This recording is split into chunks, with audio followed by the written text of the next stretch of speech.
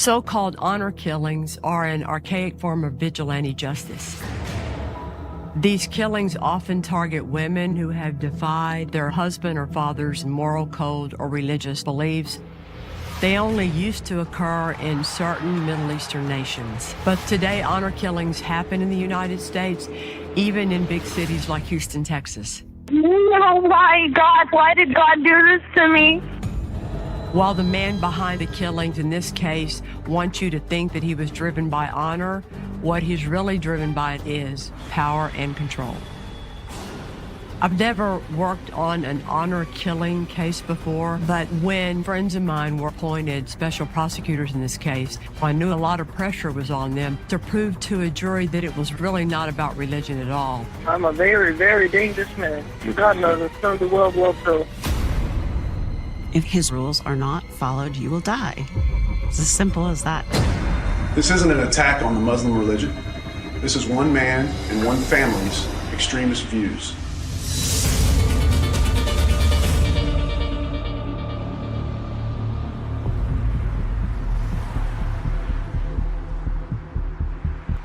Around midnight, my phone rings. It's the desk officer informing me we got a case. It's in the Sugar Hill Galleria area of Houston. When I pull into the driveway, I'm met by the patrol officer that was the primary unit on the call. He found this car running with the tires spinning on the pavement, and at that time he saw the victim laying across the front seat, slumped over the console. It's a woman who's deceased. She was shot in the head. We called the medical examiner's office. They took possession of the victim. We were able to then collect evidence in and out inside the car. There was part of a bullet fragment recovered on the ground. There's a cell phone in the car, and a purse in the front passenger seat. In her purse, we found her wallet with her driver's license. It revealed her name was Gallery Bagherzadeh. She was approximately 30 years of age, and she lived in the community right there in the townhomes. Being responsible for the witness interviews of this investigation, I knocked on several doors, and a man who lived in the adjacent building over, he could see out of his bedroom window.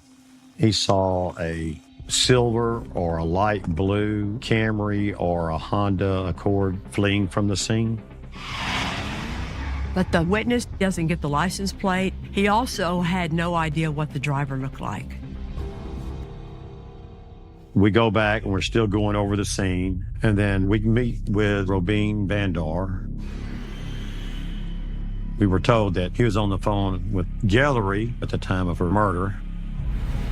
How he's talking to her as she was driving home, and then he heard something. The line was still open, but there's nothing there. He's calling her name, Gallery doesn't respond, and he heard like a thud, and he was concerned that she may have been involved in a car accident. He drives to the townhome community where Gallery and her parents live, and he sees the police cars. Robin appeared to be upset, concerned, didn't know what happened. We explained to him that she's been shot. Gallery was murdered. After we concluded our scene investigation and the vehicle was removed, we walked to Gallery's parents' house to make a death notification. It was very emotional. Her mom just broke down, tears running down her face. Heartbreaking, for somebody to have to go through that. When Robin Bandar shows up at the crime scene, he had been on the phone with her, so they have to take a good hard look at him to see if they have a motive, if they're upset, if he plays any part in all this. Robin, he tells us that several years ago, he and Gallery had dated shortly, and now they were just good friends. He says she was driving home, probably a 45-minute drive, and they were on the phone the entire time. Gallery told him that she had been at Corey's, her boyfriend's house, and so we needed to talk to Corey because he was one of the last persons that saw Gallery alive.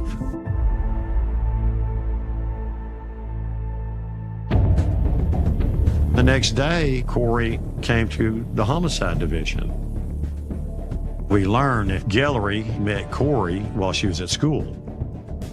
The night this murder occurred, Corey said he didn't know Guillory was coming over that evening, that there was a knock at the door. When he answered the door, Guillory said, "I just wanted to surprise you." So he said they just hung out for a couple hours, and then she drove home. We polygraphed Corey Beavers. We think he's telling us the truth. The initial impression by the police department is that these people are believable and that they're not involved in the murder of Guillory. But it's not a waste of time, because the more people you can talk to get a feel for what's going on in the victim's life, the better your investigation is going to proceed.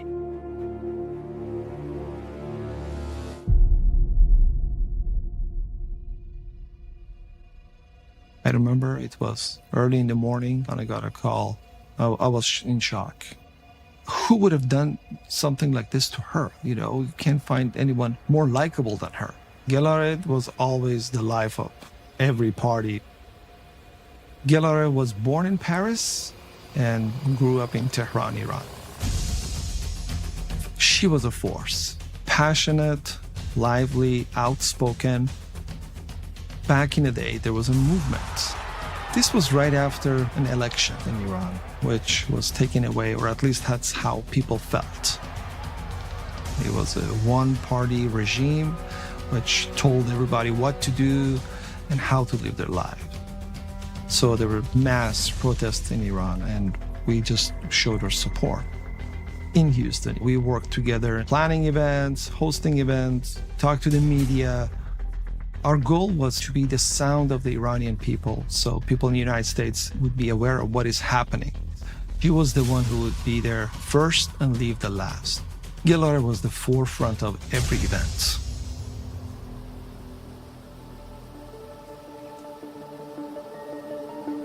I think every person that was there knew her because she was very involved. People from her church, her school. It was just such an emotional moment.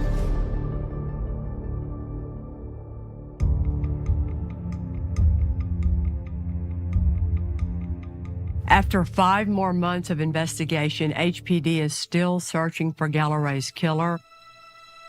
And then on November the 12th, 2012, a shocking 911 call is made. 911. Hello? Oh, ma'am, my husband's been shot. Did he shoot himself or did somebody else shoot him? No, ma'am, somebody shot him. He's terrible. I hate my life. Why did God do this to me? God wasn't the one that did it. The caller is a frantic young woman named Nesreen Ursan.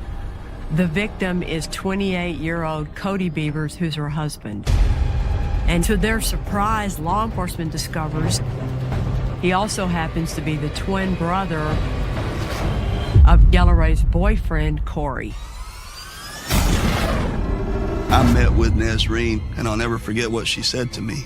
She knew this was going to happen. He always threatened that he'd pull a bullet between my eyes and between my boyfriend's eyes.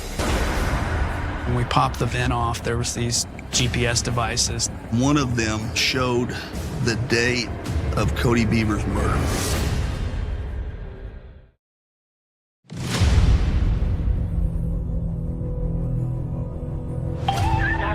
My husband's been shot. There's blood all over the place. I get a call about a body that's been found inside an apartment. When I arrived at Legacy Park Apartments, crime scene unit was there. They had the area taped off, and I was briefed by patrol of what they had so far. I'm told that there's a female, Nesreen Ursan, that came home from work and found her husband shot to death inside her apartment. His name was Cody Beavers. Did not see forced entry, and I go in. The victim was laying partially face down inside the living area. There looked like there had been a fight. Body looked like it had several strikes, indicating multiple shots.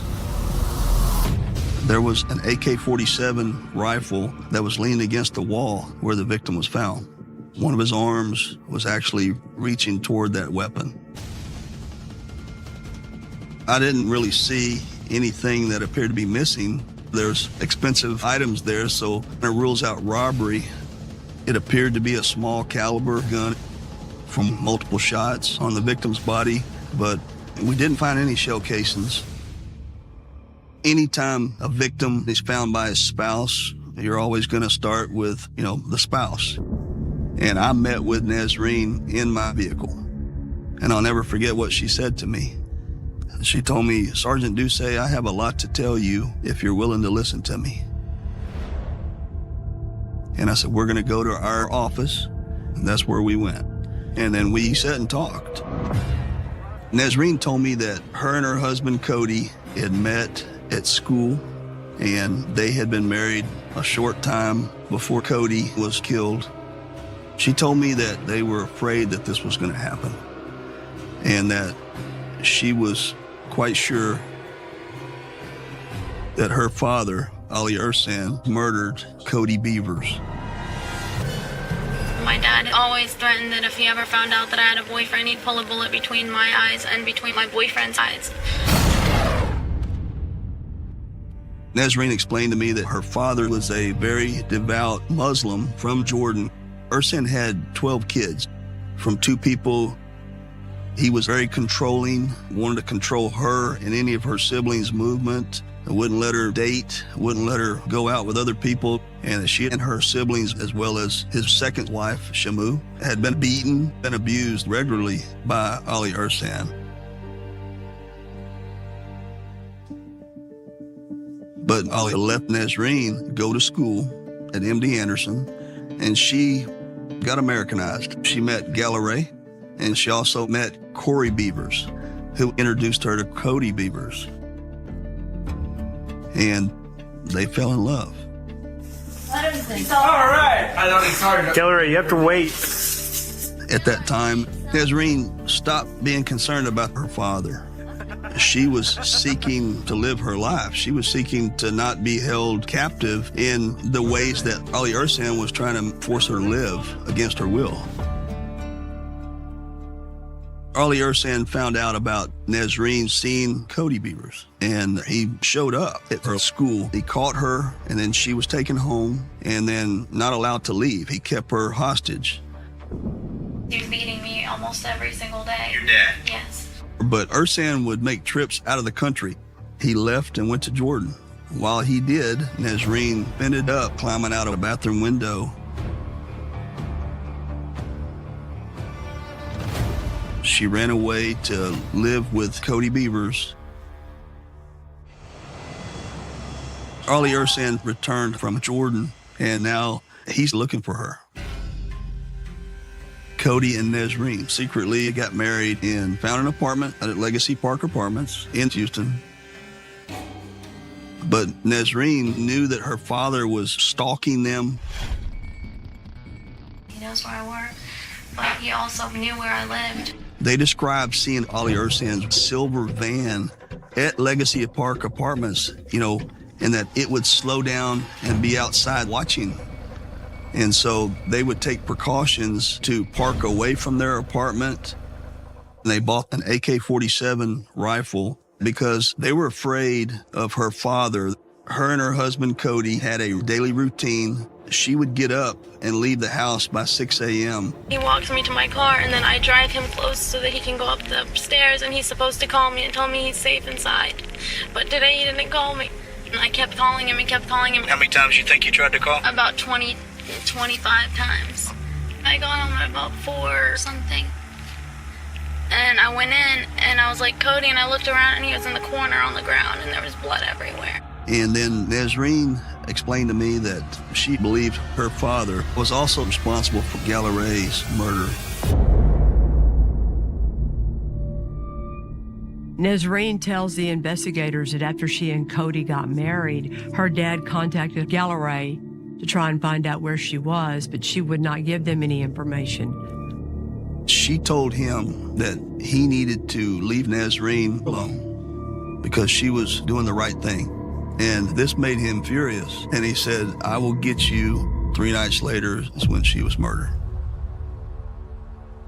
It is a unique thing for a person to be telling you that She knows that her father is responsible for not only the death of her husband, but also her best friend, because they dishonored him in his mind. I learned that Detective Richard Bolton was the lead investigator in Gallery's murder. Sergeant Doucet tells me, I got a guy that's being murdered. His name is Cody Beavers. His twin brother is Corey Beavers. So then, click. We know Corey Beavers. That's when we all come together, the FBI, the Houston Police Department, the Harris County Sheriff's Department, and because the Ursons live in Montgomery County, the Montgomery County Sheriff's Department, 12 people working this whole case. When the information came out in the press that Cody and Gallery's murders might be connected, the Sheriff's Department and the Police Department just feel that sense of urgency because everybody wants to figure out what is the connection. It's somebody that knows them, who wants them both dead, so who is it? We reach out to Ali Urson, and he agrees to meet with us. People believe that because of the relationships you have with Nazreen and not approving of her dating this guy that she's married to now, that you would cause harm to Nazreen. I never given that impression. We asked him if he knew Cody Beavers, and he denied that he'd ever met him. Have you ever threatened her or her husband? I have not talked to them at all. Okay. He said, no, we don't know nothing about it. You know, we asked him where they were at the time. Well, we were probably at home. We don't know. Regarding the woman that was killed, Galari, did you know her? No. You never heard of Galari? No. As a friend of your daughter? I don't know who's their friends. I don't know who they talk to. I don't know anything about them. Ali Ursan tried to come across as the caring father, just concerned about his daughter, but I've interviewed a lot of people, and his interview was deceptive. Did you have anything to do with the death of Gallery? I don't even know the woman. If I saw her, I wouldn't know her. When I say the deception was there, he was showing signs. He had to step out several times to go smoke. He would repeat our questions to us. I have nothing to do with that girl. I don't know her. I never saw her. But ultimately, we didn't have the evidence we need to file murder charges on him. You know, I wish I can do anything to help you guys. My next step is I wanted a search warrant. I wanted to learn about him. I wanted to get into Ali Ursan's world.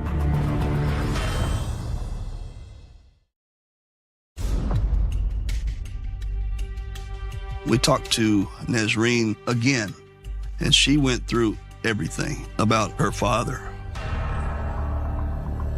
Tell me what your dad's name is again. He has multiple names, but the one he goes by is Ali Ursan. They learned that Ali immigrated to the United States in 1979, and he married an American girl who was only 17 years old, getting her GED at the time, named Robin Dahl. Robin Dahl later gave birth to 4 daughters named Nasima, Nadia, Nazreen, and Nada. In 1994, Ursan traveled to Jordan to find a new wife, and he returned with a teenage girl named Shamu.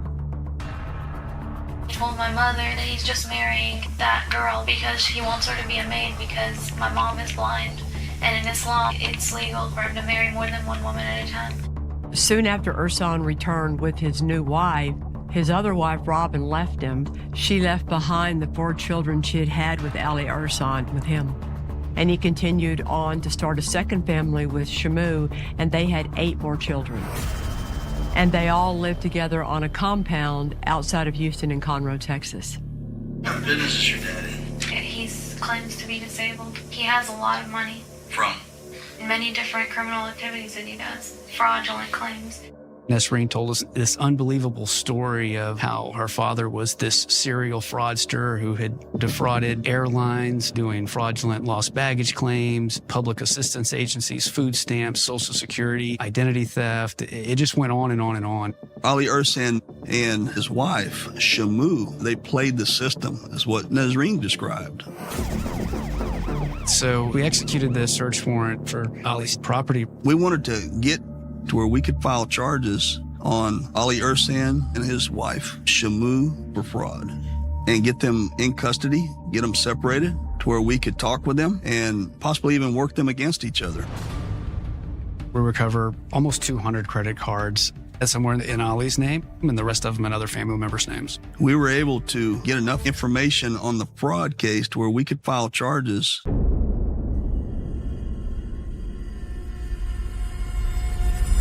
Once we're able to get Ersan in custody for the financial crimes, now we're at a race against time because he's only going to be in custody for a certain amount of time on a financial crime, and we're still trying to find the evidence we need to file capital murder charges on him.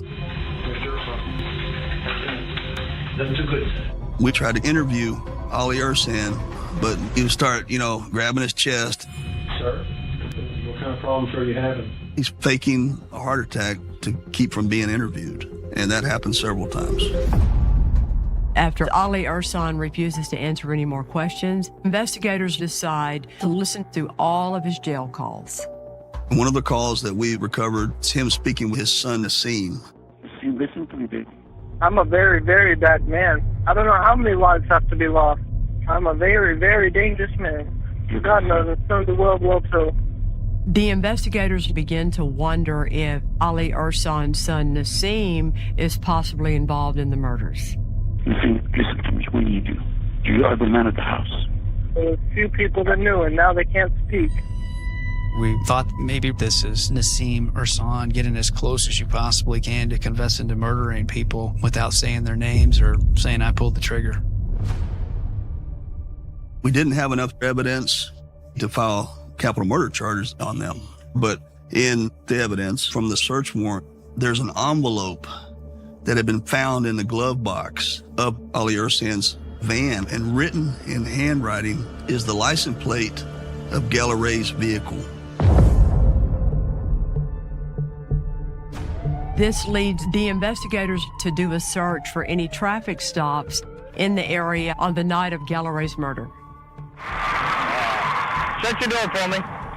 And they find a traffic stop where Ali Ersan is speeding in the area on the very night of Galaray's murder. That wife in the car? Yes. Okay. Here's your backseat passenger. Which one? Well, lo and behold, from the time our 911 call for Galaray's murder to that stop was like 40-something minutes. The time of Galaray's murder compared to the time on that traffic stop, that would have added up to the amount of time it would have taken them to get to that point. And they were in the same kind of car that a witness described seeing speeding away from the murder. At that time, we had surveillance on the Ersan family, on their movement, learned about their vehicles, learned everything that we could about them. With FBI's resources, we have some aerial surveillance of Ali's sons hiding something that appears to be a secret compartment on top of the roof. There was a vent on Ali's house. It's like the eave of your house. Based off this surveillance, got another search warrant, went back to Ali's house, and we're up on top of the roof looking for this hidden compartment. But you could tell that the vent had been tampered with. When we popped the vent off, there was these GPS devices that had been placed up inside that eave of the house. You know, the ones that you used to sit on your dashboard when you drive around. Those GPS units were submitted to the FBI forensic laboratory where they were processed. One of them showed the date of Cody Beaver's murder. The location that it went to was Legacy Park Apartments. The Legacy Park Apartments is where Cody and Nazreem were living when he was murdered. Now, Ali Ersan can be directly linked to the capital murders of both Galaray and Cody. So, friends of mine were appointed special prosecutors of the case. Ali Ersan was charged with capital murder of Galaray Bagherzadeh and Cody Beavers, and his son Nassim and Shamu, Ali Ersan's second wife, who were charged with the murder of Galaray Bagherzadeh. As we were getting closer to trial, we were missing a first account, some eyewitness that could say, I saw Ali Ersan with a gun. Shmu, we felt, had all that evidence. Shmu had time away from Ali Ersan, that she'd been sitting in jail for quite a long period of time.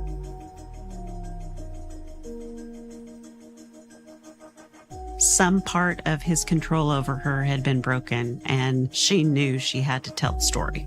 So we approached her attorney and asked if she wanted to cooperate. They said yes. And at that point, Shmoo was forthcoming.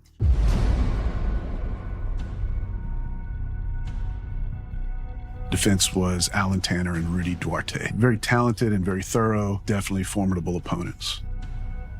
We felt the defense would definitely play on the cultural religious tenet, and the fact the case was very circumstantial.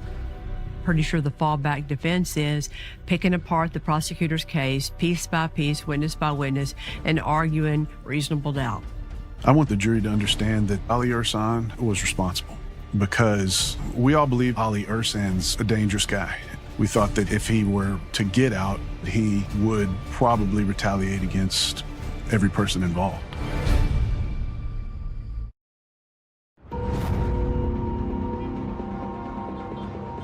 4 years after Ali Ursan is arrested, he goes on trial for the capital murders of Galaray and Cody. The Harris County Courthouse was still closed from damage from Hurricane Harvey, so they tried the case at the federal courthouse. Because the federal courtroom was so small, they only allowed the cameras in for the first day. This isn't an attack on the Muslim religion. This is one man and one family's extremist views that were taken to the extreme. In the past, I handled 2 cases involving religion.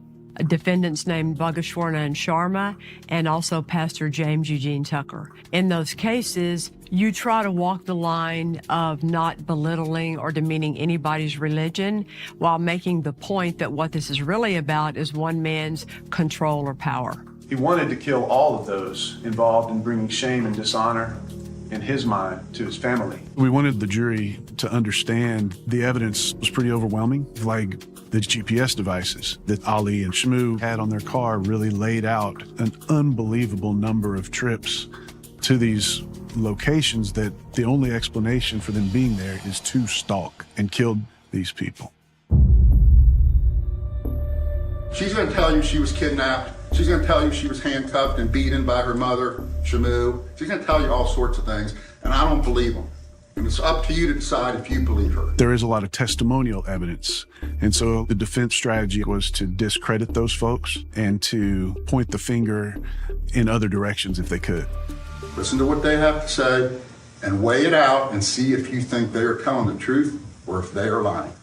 One of the most powerful and important witnesses in this case is Nazreen. Nazreen's testimony is very important to explaining the mentality of her father and growing up with that man. You can see the fear in her as she's walking in the courtroom to take the stand. She said that Ali definitely ruled with an iron fist when someone disobeyed or did something he didn't approve of. The beatings were severe.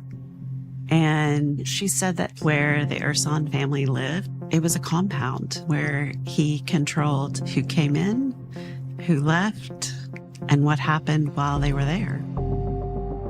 It's the defense lawyer's turn to cross-examine Nazreen. Their goal is to try and poke holes in her story, to poke holes in her credibility, while making her father seem a little more sympathetic. Alan Tanner is cross-examining Nazreen. He's doing a great job of bringing out, hey, he wasn't all bad. He did some good things. He, for instance, gave y'all pets. You remember this? And she agrees, yes, he gave us a pet. And you remember at one point he bought you a monkey, a pet monkey. Yes, I remember that. And then he killed it. I thought, well, that didn't go the way they planned. There's only one person who can give an inside account of both of the murders of Galaray and Cody. Ali Ursan's second wife, Shmoo. Shmoo was with him each time and knew what was happening, the planning, the plotting, the thought process, the facts of the brutal murders. She did not want to testify in front of him. She was still scared of him, and she was scared actually of her own sons. I had asked her to please look at me and not look at him to try and alleviate some of the fear. She laid out when Ali decided it was the night that Galaray was going to die. They saw Galaray leave the Beaver's address, and They followed her. When she went back there to turn around, they blocked her in. The same's the one that went up there and shot her. Shmoo laid out the morning of Cody's death. She said they knew at that time from making various runs that Cody didn't lock the apartment when he walked Nasreen down to her car. And so she detailed they were waiting for them to leave the apartment, going upstairs and laying in wait for Cody to come back. Just her matter-of-fact demeanor and laying it all out, it was shocking. The defense's position was she was just lying and she was trying to get revenge. She got a deal, and so she was just going to say or do whatever to benefit herself. The problem with the defense's line of attack was it wasn't just Shmoo's word that we had. We have the GPS. So there was objective evidence to back up what she was saying. The state rested their case, and then the defense called Ali Ursan to the stand. You gotta believe that his lawyers advised him not to do that, but they probably knew no one's ever been able to tell Ali Ursan what to do. He presents himself as an adoring father that wanted his children to make good decisions that would go along with the Muslim faith, and that he was not happy about what Nasreen had done, but he certainly would never have harmed her. He's trying to say that Nasreen, she's the reason he's here. She is making a lot of this up, and that she's the dangerous one. We're fearful that the jury's going to think Ali Ursan is an affable older gentleman, patriarch of his family, loves his children. That is what he wants to portray to the jury. But I know Ali Ursan is about power and control. Most of the times when you're cross-examining a witness, you're asking questions such as their yes or no. You're not really allowing them to expand on their answers. I knew Ali was never going to do that, but I knew how important it was to maintain my composure and just continually ask my questions until I got an answer, not what he wanted to tell the jury, but an answer to my question. It was justice that a woman got to cross-examine Ali Ursan. Ali does not think much of women. He certainly does not think that they should be allowed to question him. He did let his irritation for the way I was conducting my cross-examination be known to the jury. He is staring daggers at Marie Prim, and he's got 2 pencils in his hand. He looked at me and angrily busted the pencils, and it scared the jury for my safety. I thought, who better to convince the jury of what kind of person you are than yourself? And you just did it.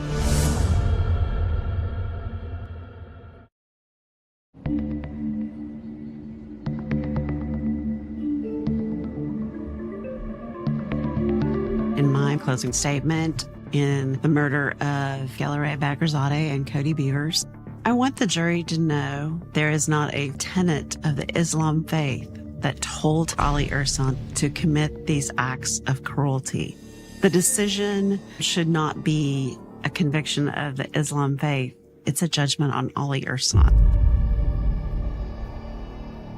The prosecutors had to walk a fine line since religion is so involved with all this, but really when it comes down to it, this was never about religion or God. It was about the power and control and arrogance of one man, and they did a beautiful job explaining that to the jury.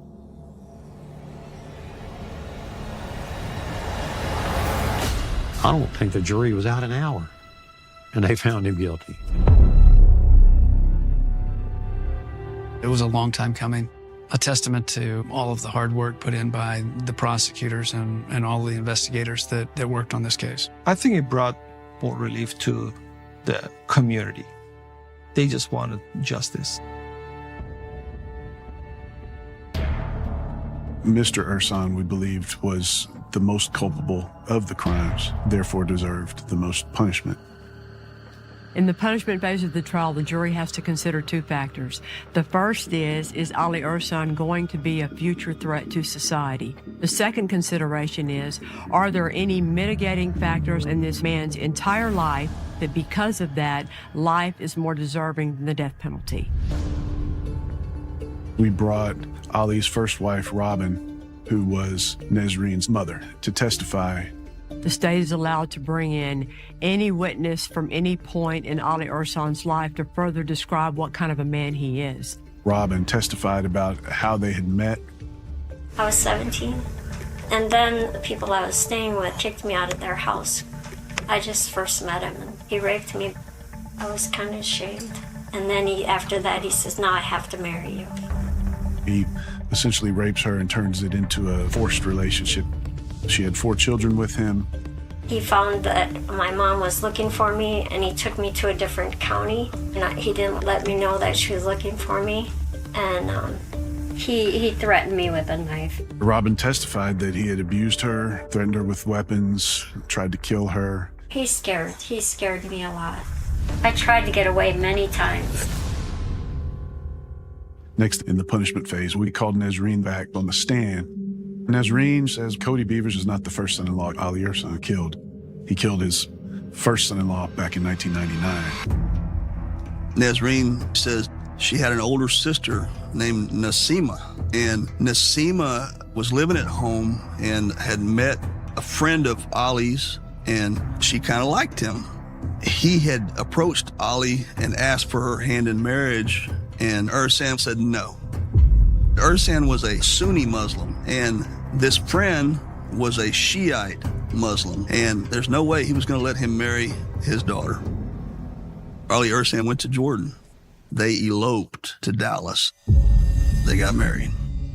So when Ersan returned home, he called him and he says, "Come over, let's talk about it." Nesreen was 14 at the time. She was in the house. He made all the family get in the back room.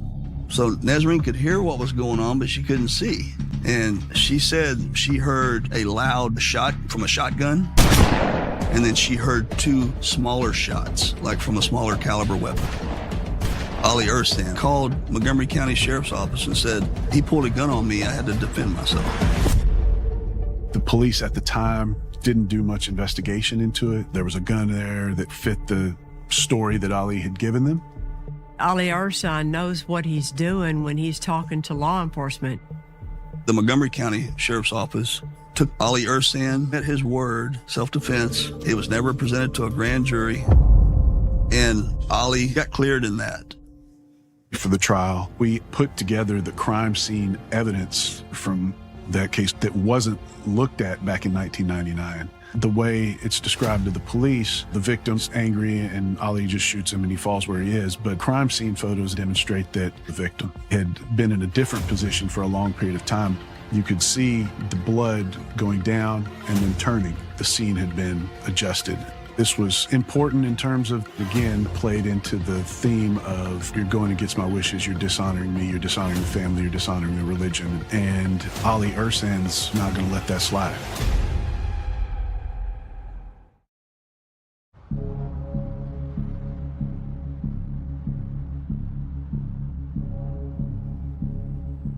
In the punishment phase of the trial, the defense has a hard battle, but they try to humanize Ali Ersan as much as they can. What the defense has to do is try to give the jury something that they can feel is mitigating on behalf of Mr. Ersan. They want the jury to have a reason not to sentence him to death.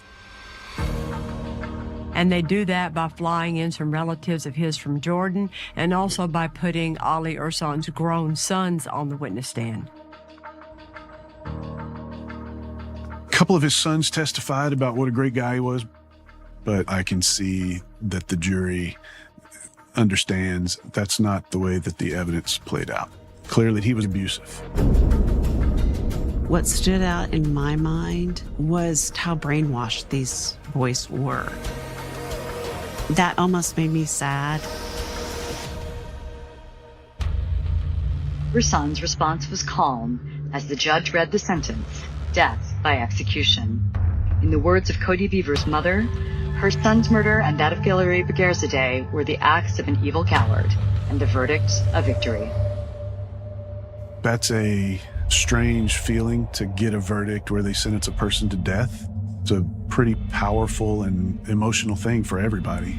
Ali's sentence was important in terms of the other defendants having the opportunity to see what was potentially coming. It led to Nassim pleading guilty. He got 40 years, and Shmoo got a deal for her testimony.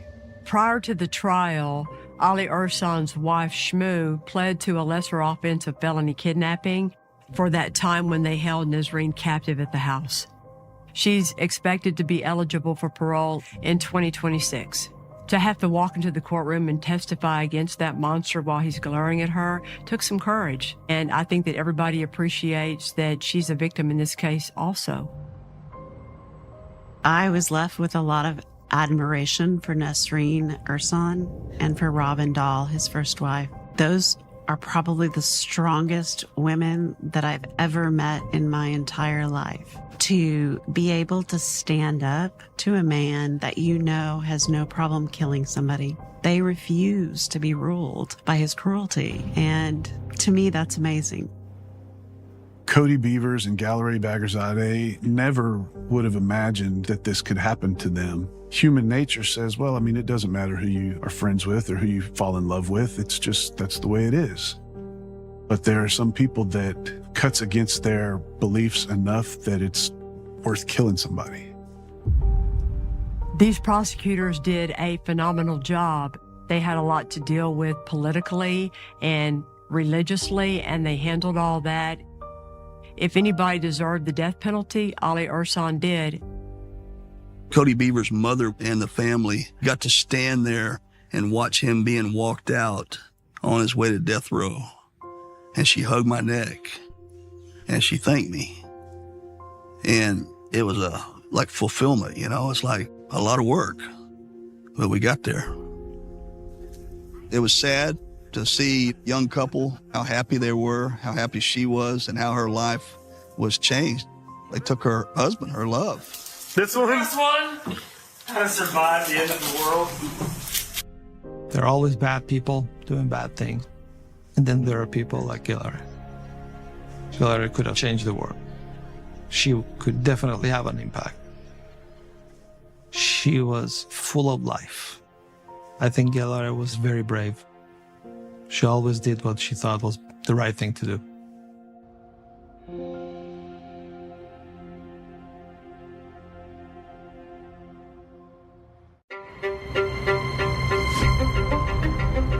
Thirteen-year-old Sarah Maynard was found bound and gagged but alive in the basement of a Mount Vernon home. Police arrested Matthew Hoffman. They just kept torturing me and torturing me and torturing me. He said, if you try to escape, I'm going to kill you. My assistant news director calls me and says, we're getting word that Sarah has been found. I need you to go to this location. I was free. I know I was free, but I was still scared. I was just a scared little girl. Matthew Hoffman remains in the Knox County Jail this evening. Her brother Cody, mom Tina, and her mom's friend Stephanie Spring are nowhere to be found. I don't know if there's other people are. This is a life or death situation. They need to be saved.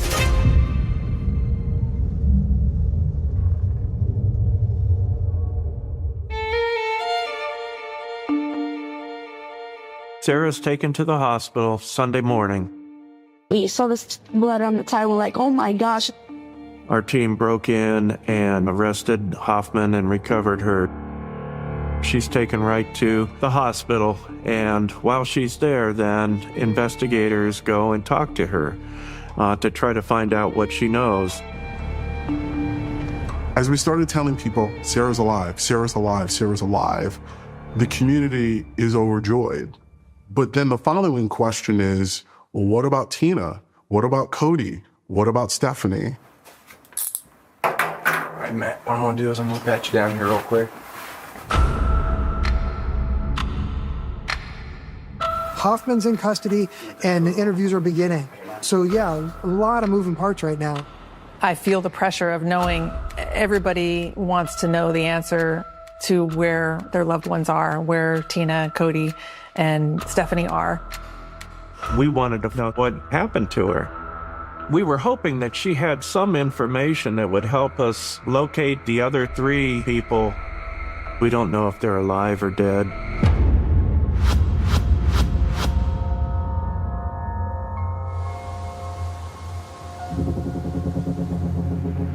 Cody and I went to school, had a normal day at school, came home. He was like kind of rushing to the steps of the house. And I said, Cody, wait. So I had opened the door. Well, it felt like somebody was like on the other side of the door messing with the doorknob. And so when I had opened the door, I kind of like fell in a little bit. I looked down, went to take my shoes off and seen a pile of blood.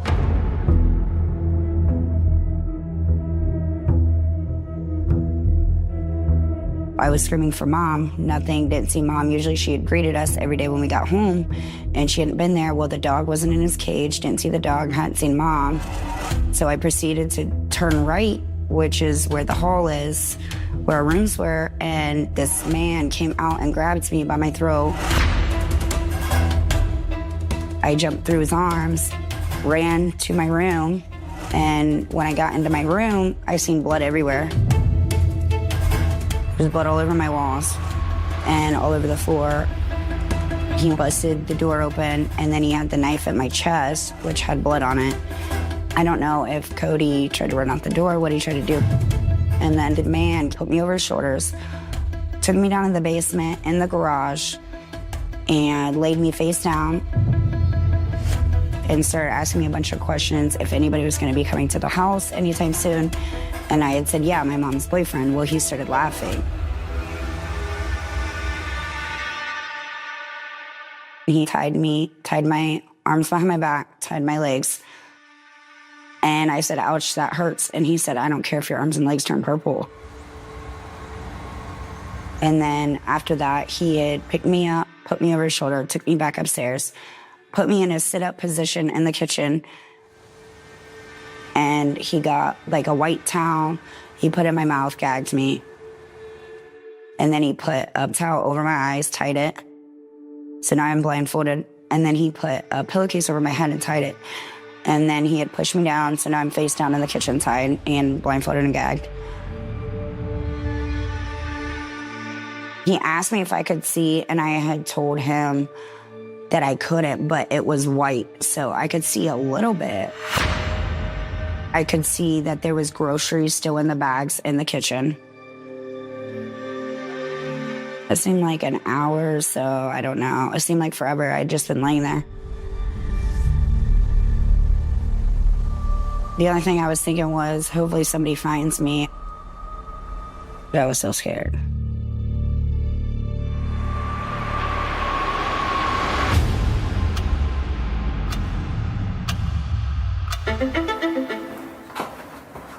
Water good enough for you? There's 3 people that are missing. We found one person. We need to find them. I think you know what we want to talk about. But we need to find some people. We have 2 of our lead detectives on the case. Obviously, we want to interview Hoffman and see if he'll tell us, what happened. Matt, can you hear me? The clock is ticking because every person in law enforcement will tell you the longer that this drags on, the less likely that the people that they're looking for are going to survive.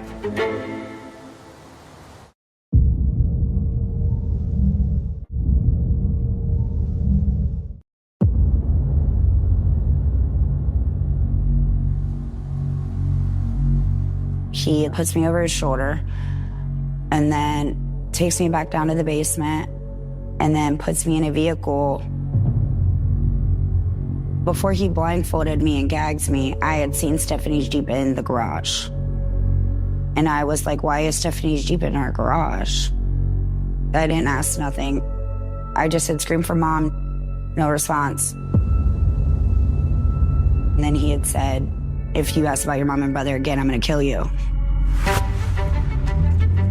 He had taken off out of the garage. He was driving really fast and really out of control. So I'm thinking where else is he gonna take me? Moving all over the place in the back, I'm suffocating pretty much. I'm blindfolded and gagged at the same time. I'm laying on my hands being tied behind me, laying on my back, and then my legs were tied. Then the car stops.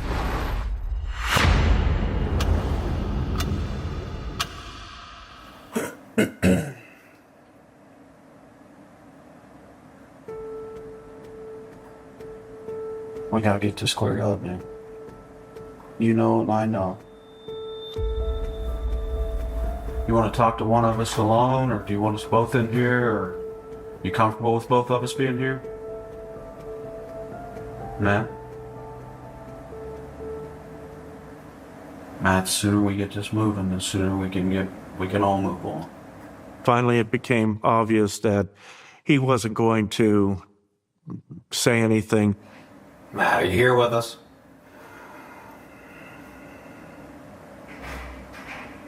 We need to reconsider what we wanted to do next. Matt.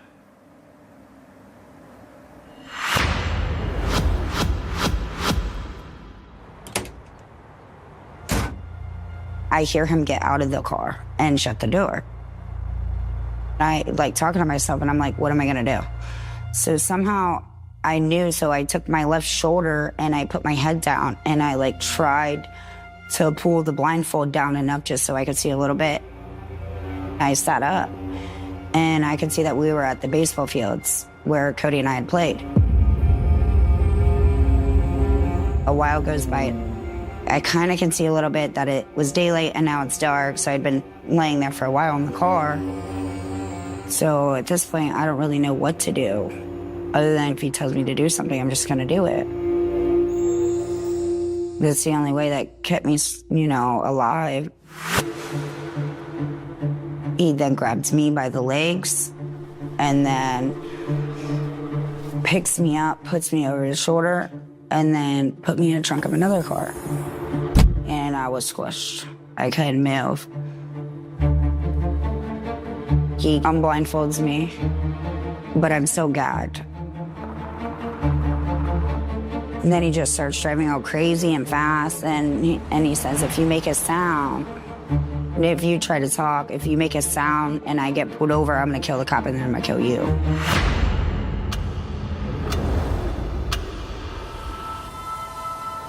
I think we need your help and you need ours.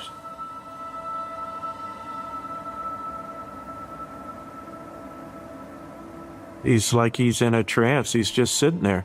And this goes on for hours. They're sitting there asking him questions, and he's not responding in any way.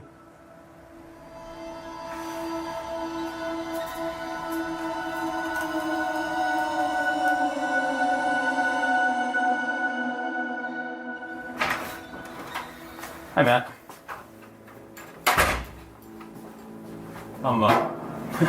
I'm Joe Dietz. I'm a special agent with the Ohio Bureau of Criminal Investigation. Joe tries all the strategies. Phone call in front of him. Sarah was wanting to find out what happened to her mother and brother, but he's just not having it. Praying with him. Sometimes in this world, in spite of whatever wrong we may have done, we have the opportunity to do something right for someone that we care about. Staying silent, trying to use Matthew's own technique back against him. All of it to no avail. Just give me a clue. Say me the time. Say, okay, I'll tell you this, or I'm not going to say anything, so don't bother hanging around. We have to assume that we've got to find these people ourselves.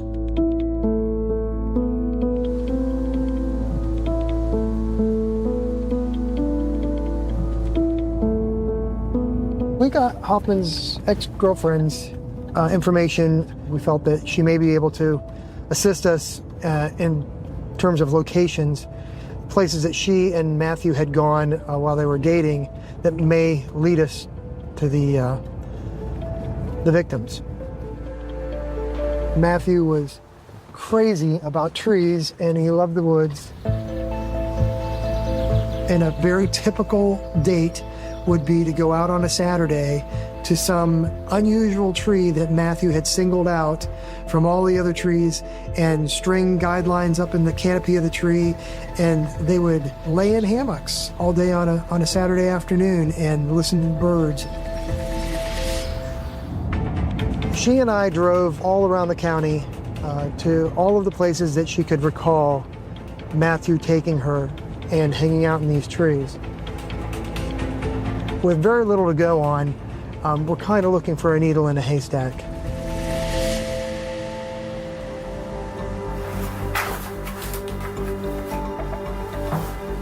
Going out the door now.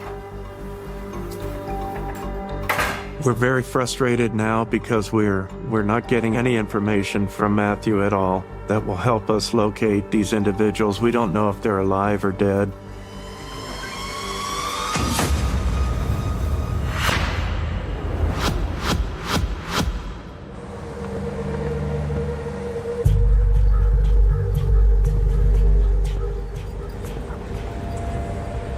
Eventually the car stops, takes me out of the trunk, puts me over his shoulder with all the blankets on top of me. I hear a door open, like a house door. And then sits me down and then tells me not to move. I was a super shy, quiet girl, so I didn't really talk very much. I'm super scared. I'm shivered up. I don't know what to do. I don't know what's going on. The only thought I have is this guy's gonna kill me.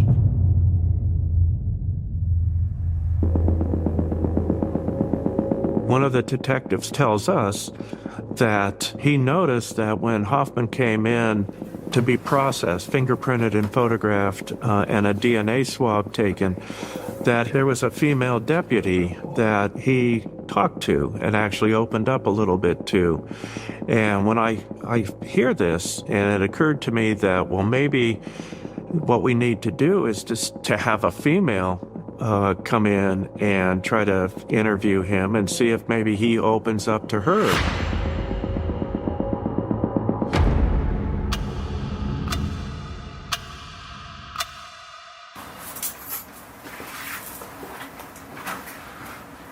I get the call from Harry that they want me to try to talk to him and interview him. I immediately know the stakes are very high, and this is going to have an impact on many people's lives, for good or bad, depending on what we get out of this. So it was very serious, and I knew that right away.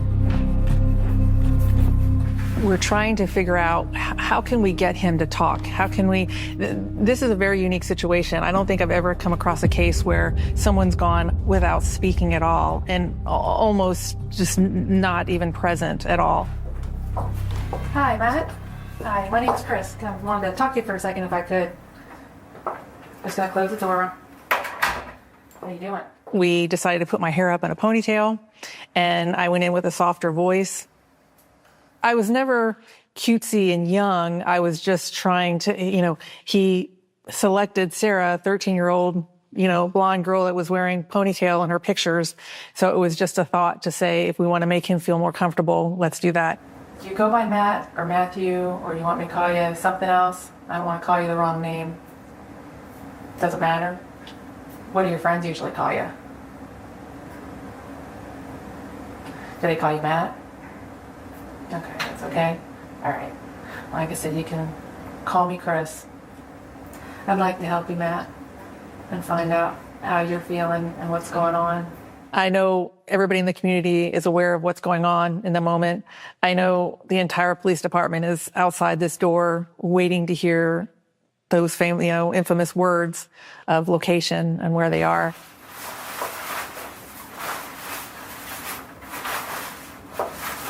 I know you don't know me, but sometimes that can be a good thing, because sometimes it's easier to talk to someone we don't know.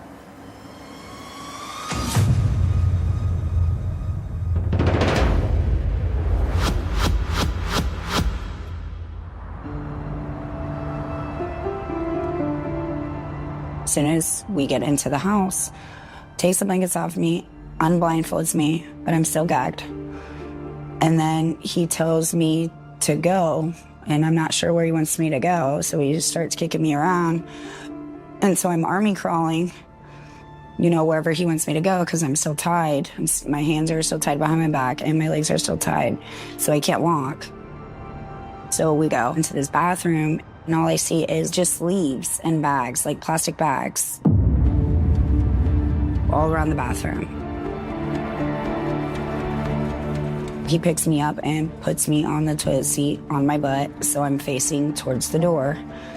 And so he gets down on his knees and he's right in my face and he's like, "Are you hungry? Are you hungry? Are you hungry? Because too bad you're not eating." He just kept torturing me and torturing me and torturing me. He said, "If you try to escape, I'm going to kill you." He now leaves the bathroom, he shuts the door, and it's super dark. It's pure dark in there. I'm looking around and I see a window above the toilet and there was no way for me to get up there, to get out. I'm gagged, my hands are behind my back tied, my legs are still tied. He busted through the door and said, "Come on, follow me." He picks me up, he tells me to follow him, he opens up a door. Don't have no idea what the door is to. There was like a chest, like a wood chest. He moved that out of the way, told me to stand there and not move. He opened up the door. I see it's a basement. He pushes me, so I fall down all the steps. And now I'm at the bottom of the step.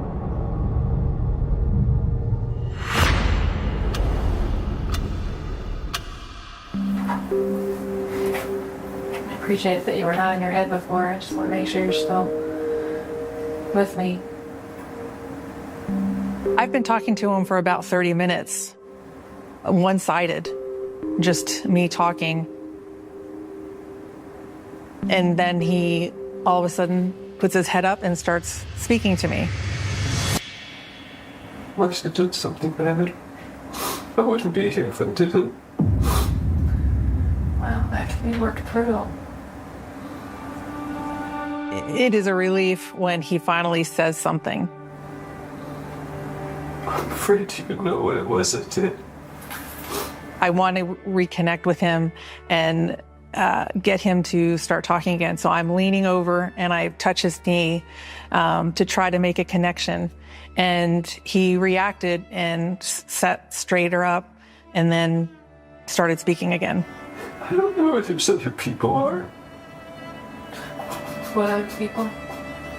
Who was those guys grilled me about yesterday?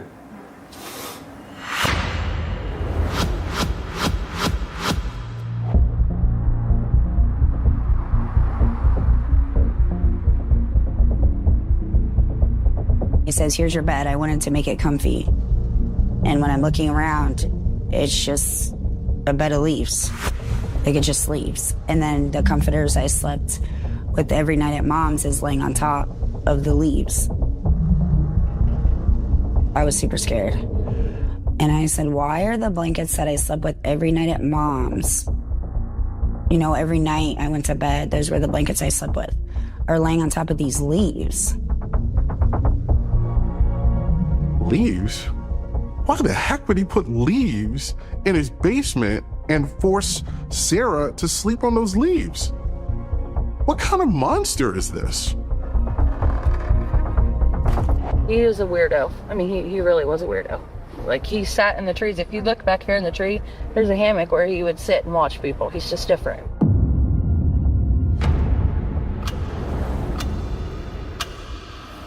I'm afraid that what they're saying is true and that I'm some sort of a monster.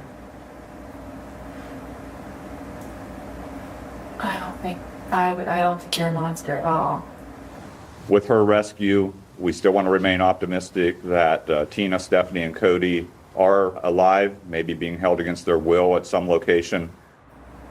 I'm sure she still has some other fears of not knowing what her mom and her brother are. And that may be something that you can appease as well. And give her some peace. I don't know how I could help her anymore now. That's what I mean, I don't know how. He is saying that he's can't remember anything that's happening. He can't imagine that he had done anything like this before. stay with me. We can talk about something else.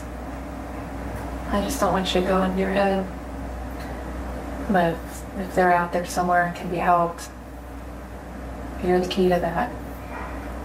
So even if it's us going through the timeline to maybe stir your memory. He's talking to me. He's communicating and connecting. I appreciate you talking to me this long. Thank you, too. And you're kind of on the edge of your seat trying to just hold on to the fact that the next thing he's going to say is where they are.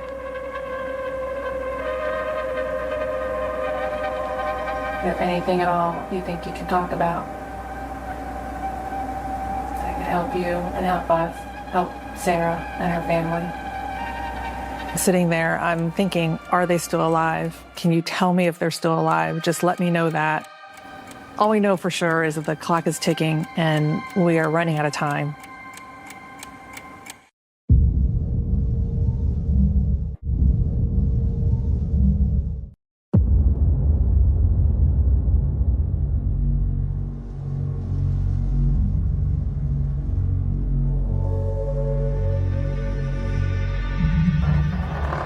I asked where my mom and brother was, and I said, so how are we gonna get to school? He got very angry, and he's like, if you bring it up again, I'm gonna kill you.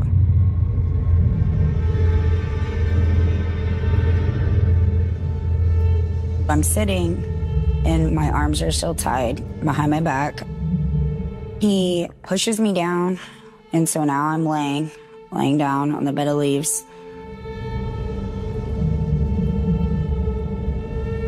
And then duct tapes my legs together, so there's no possible way for me to move. He said he kidnapped me for ransom, that if I tried to escape, something about his buddies are gonna come get me, and he's gonna get away. I had no idea what ransom was. He had said that my parents had to pay him for kidnapping me. And so I was confused. I had no idea. You know, I was just a little girl. I had no idea. I was just scared. He didn't make me believe I was going home.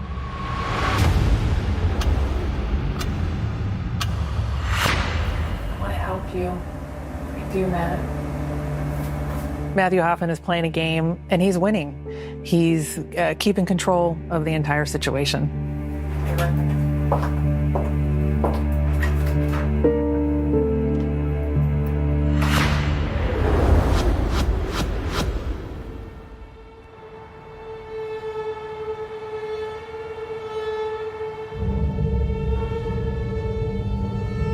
He walks back up the steps, don't know where he's going.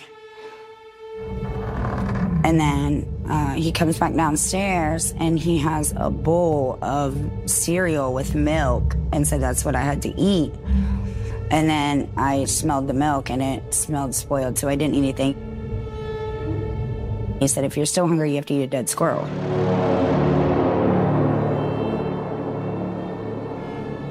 So he had the squirrel in his hand. And so I was scared. I'm like, oh my gosh, what's he gonna do? Force me to eat it? So I didn't eat anything.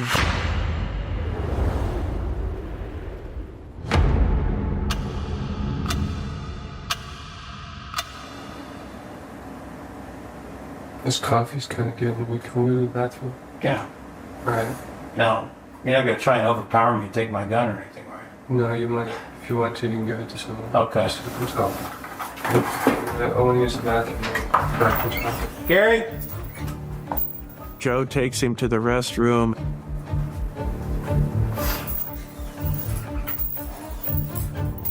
In the moment, there's definite excitement and holding your breath.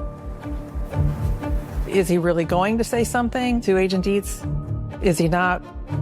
Is this part of the game?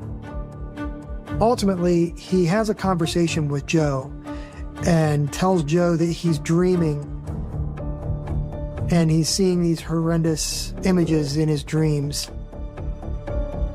He says, I had this dream of what had happened. I will tell you where the bodies are. he did it. He killed 3 people.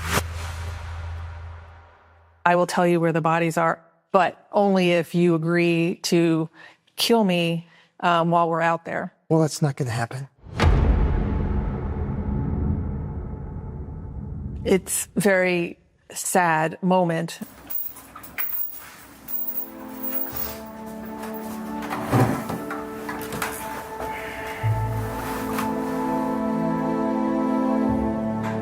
This is probably going to be a recovery and not a rescue. It just weighs heavy how important it is to find the bodies for closure for the families.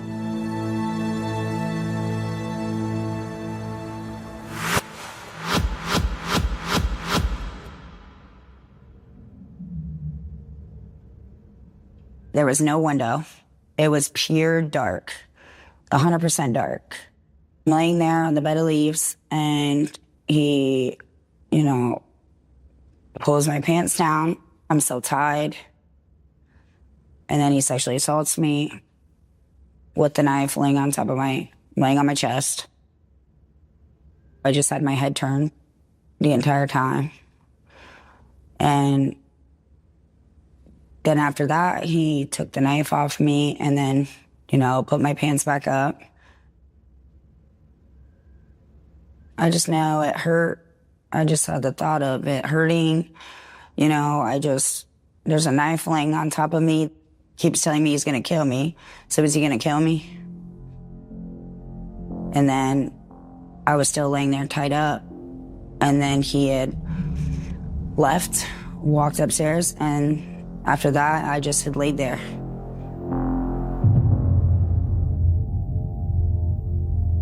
I'm thinking, oh my gosh, what if he gets me pregnant? What if I get pregnant and I have to have a kid with this guy? That is a thought I did have.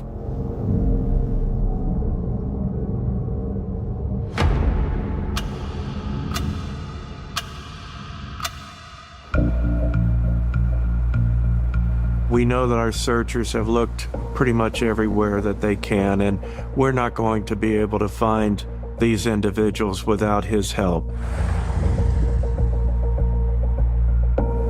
This is your last chance right now to talk to us. We're in the moment of knowing that we only have so much time left. So, this is realistically our last opportunity.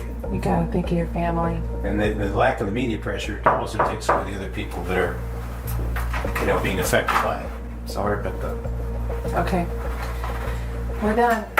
We apparently are told we are done. Disappointment because I didn't get the answer that I wanted. You didn't get the people back. So you just kind of sit back and breathe that in, and you have to kind of live with it in the moment. He enjoyed playing with us, and he enjoyed having us basically beg for information and him be able to say inside, I'm not giving it. But he's got the death penalty hanging over his head. The prosecutor approaches Hoffman's attorneys and says, let's talk about maybe making some kind of a deal here. We're willing to drop the death penalty in exchange for Matthew giving us a statement about what happened. And at that point, Hoffman's okay with dropping the death penalty. So the understanding is he has to give us a written statement about what happened, and he also has to draw a map of where we'll be able to find the remaining 3 people. He says, you got to go out to Kokosing State Park. There's a tree there that I'm very familiar with, and he puts it on the little map that he draws.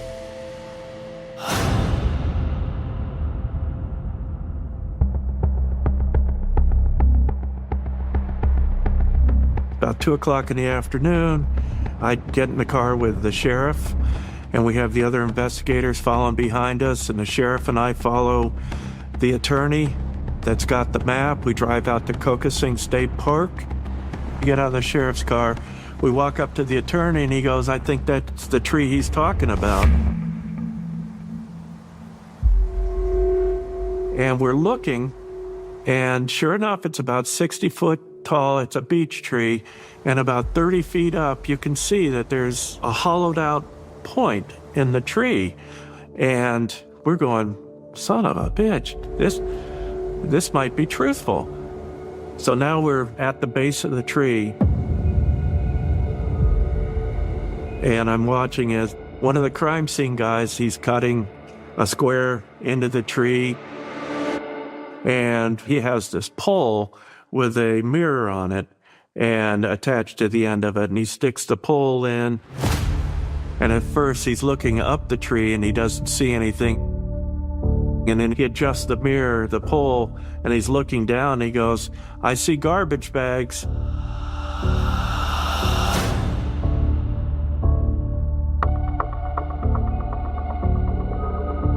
We're like, you gotta be kidding me. He really did this. He really did this. We lay a tarp out on the ground, and we're all gathered around as the two crime scene guys are lifting the garbage bags out. All of us are thinking at this point that what is really in those bags? Are they really body parts?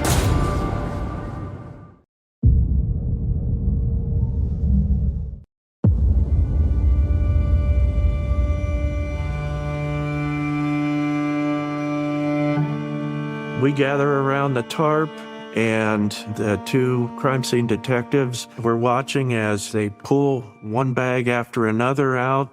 They pull 7 garbage bags out. Now they're laying on the tarp. And we're all gathered around, kind of quiet and like shaking our heads and just in disbelief, I think.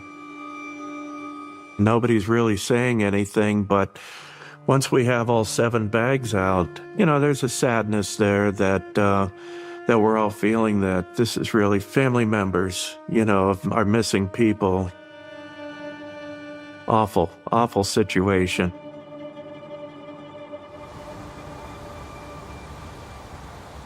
I think all of us have seen some horrific things before, but this is still shocking to see this. I think it was just awful what had happened to these nice people. What kind of an animal would do this?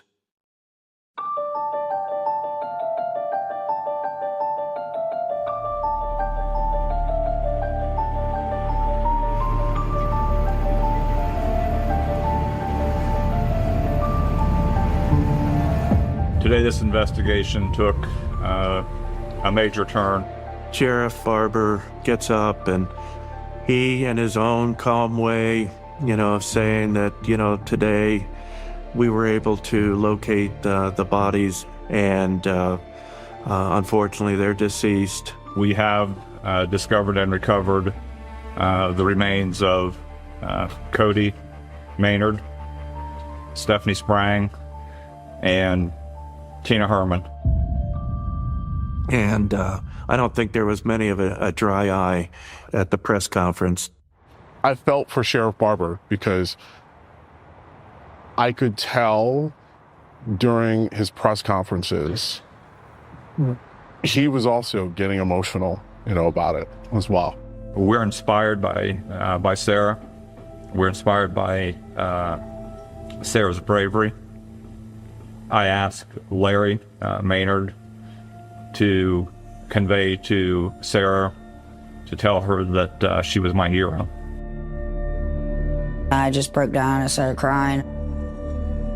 I'm glad and thankful I didn't have to see that. They'll never be forgotten, and I will always love them tremendously. What I would do to be able to say that I loved them one last time. As a journalist, you're taught never to show emotion. However, in this case, when the sheriff says the 3 bodies of Tina, Cody, and Stephanie were stuffed in a tree in a garbage bag, I am pissed. I'm angry, and I'm heartbroken. just because that's not any way a person should die, let alone 3 people. I'm walking down the hallway and I can hear Sheriff Barber sobbing inside his office. And I give it a little bit of time and I knock on the door and I go in and I say, "I love you, brother." And I said, "Good job." I said, do you need anything? And he said, "No, I'm all right."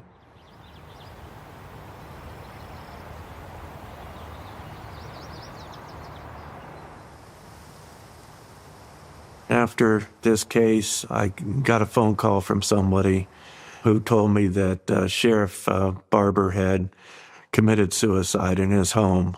And that was a shocker because Dave to me was, not only a friend, but, he's kind of happy-go-lucky guy and just so nice to be around. And to know that he ended his life just was shocking.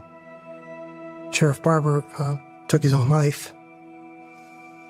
And we don't know why that happened, but I can't help but imagine that some of what we went through that week probably took a toll on him.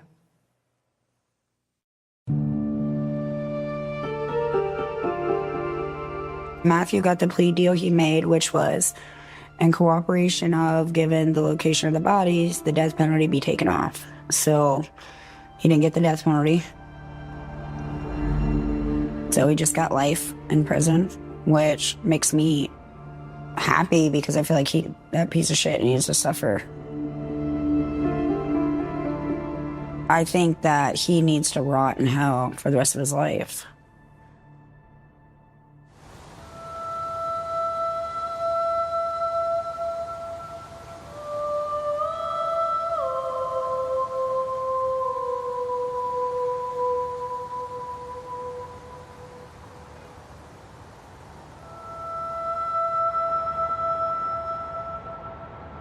My daughter is a high school history teacher at East Knox local high school.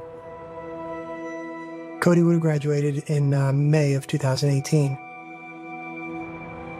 So East Knox holds their graduation ceremony on their football field outside. And my daughter was there that day. And as she is walking across the field, they're preparing for graduation. There's a chair at the front of the seating area for students with a purple cap and gown. Sorry.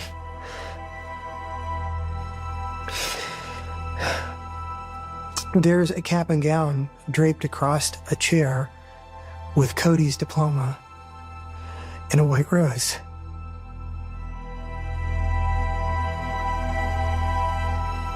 And it totally blew me away. It hit me like a ton of bricks because I'm, years removed from this thing, and wow, I just it was just surreal.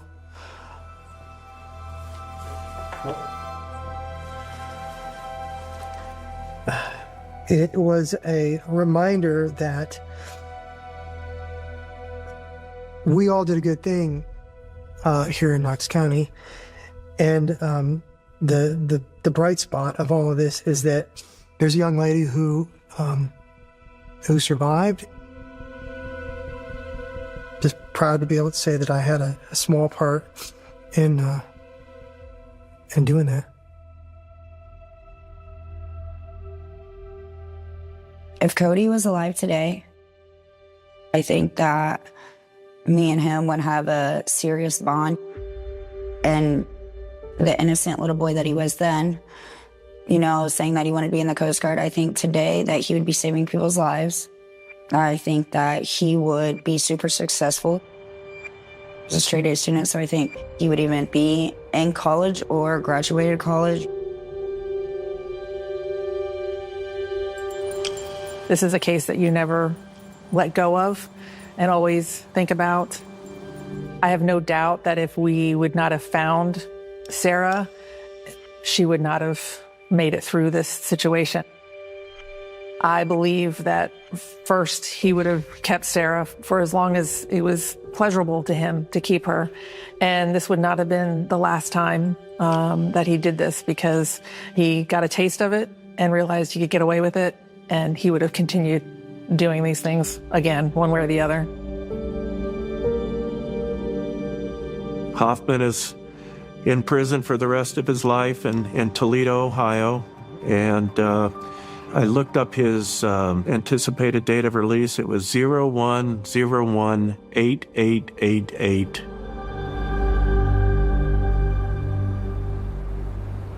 I think the way that I grieve from my mom and brother being gone is that I realized that Mom and Cody wouldn't want me to sit here and suffer every day of my life, but knowing that I am the only survivor of it, and it hurts, knowing that I couldn't be the save of the day, and, there's nothing that I could have done, so I can't feel guilt. But my mom would not want me to take the easy way out either.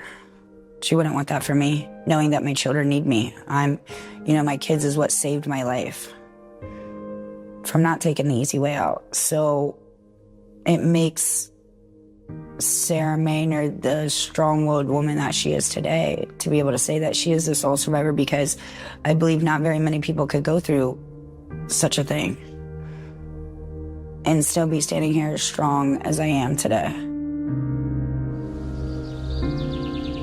I just try to live day by day and just simple goals just to raise my kids every day, and just for them to be happy, then I'll be happy.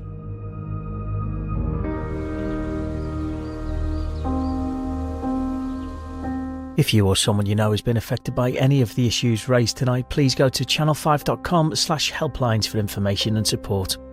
With an unprecedented glimpse into what goes on behind the scenes of the investigation, murder scene, the incident room, tomorrow at 8. More true crime next.